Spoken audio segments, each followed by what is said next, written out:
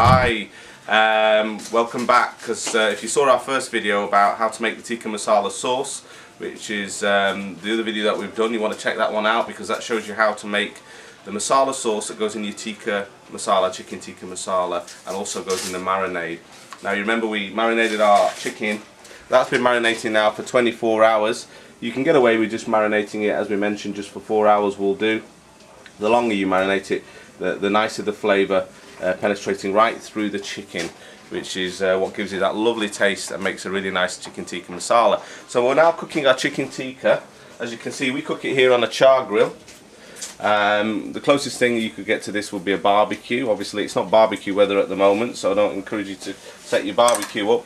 But what you can do to get a similar effect with the chicken tikka would be to cook it either under your grill, or you can buy these cast iron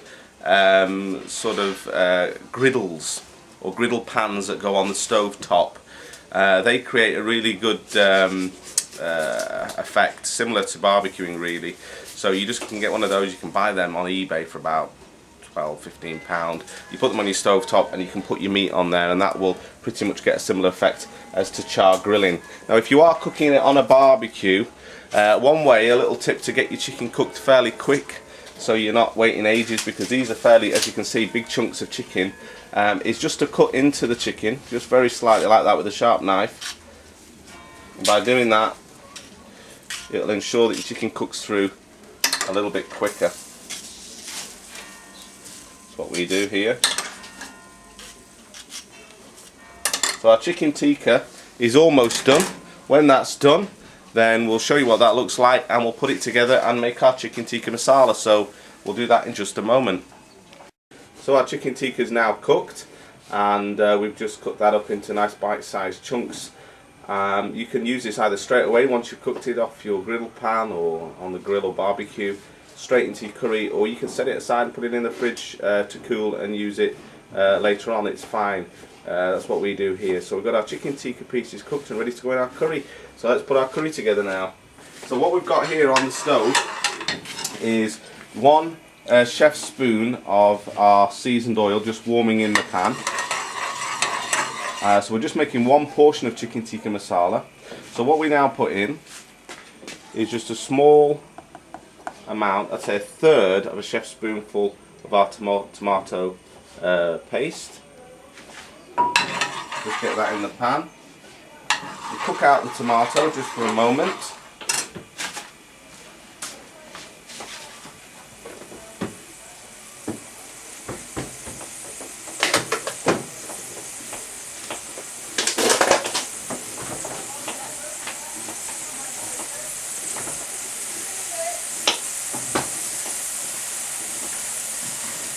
Now there aren't any real spices going in the chicken tikka masala because you've got spices already in your masala sauce. However, we do put a little bit of fenugreek leaves or methi leaves in ours because we feel it has a really nice flavour. So just a little bit of methi leaf.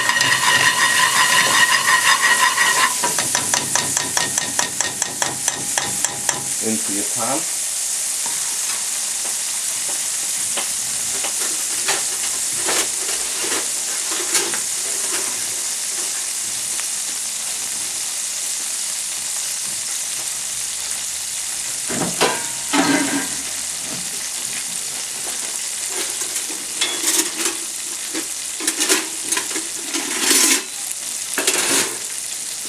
And then we just put in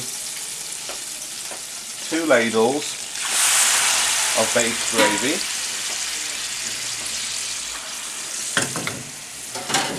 Get that up to a boil.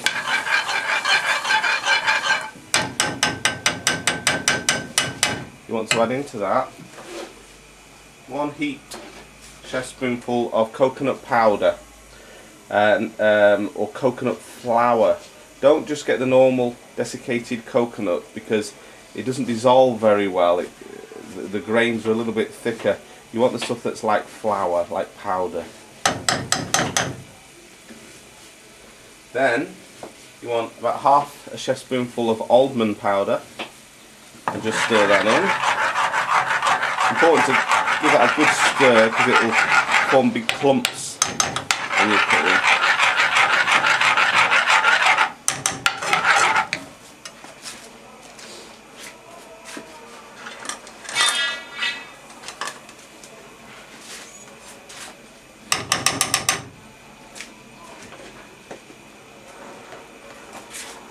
Now we put a chef spoon of our masala sauce that we made earlier. That goes in.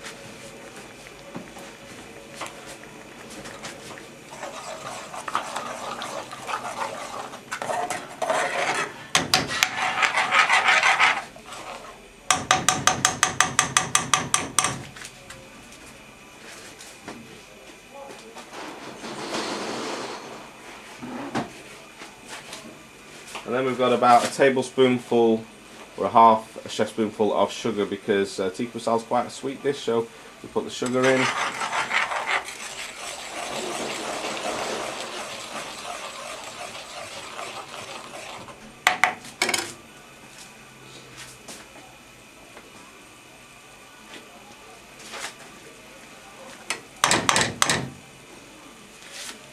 And here we have a ladle of our chicken stock, which we prepared earlier. Again, we'll show you in another video how we make our chicken stock here. That just adds a nice flavour to your curry as well.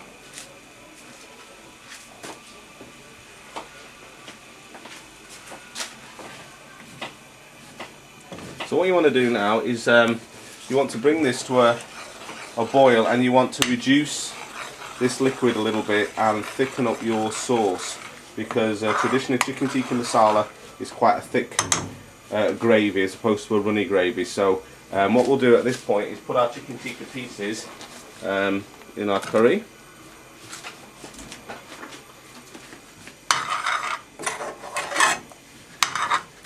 And we'll boil that away for a couple of minutes and thicken up our sauce, so we'll come back to that once that's thickened up a little bit.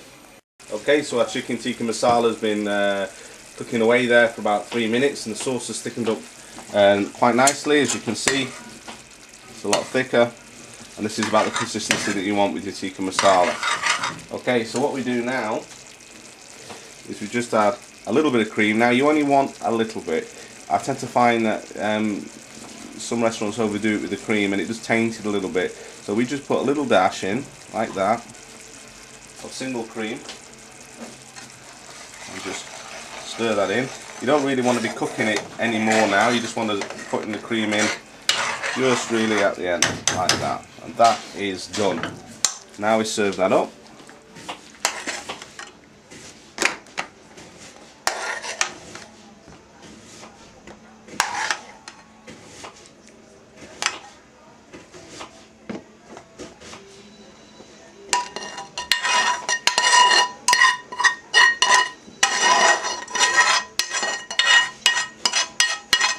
Apparently it was voted Britain's favourite dish, chicken tikka masala, but a recent thread I read somewhere said that actually it's been usurped now by jalfrezi, as our tastes are getting a little bit hotter. So it's quite a sweet, creamy curry, very tasty, particularly with the chicken tikka meat. What we do now, just to finish it off, which gives some nice flavour and also in appearance, is just sprinkle a little bit of tandoori masala on the top of it, and a little bit of fresh coriander, and then finally, just for appearances, just a little drizzle of single cream. And there we have it, chicken tikka masala. Enjoy!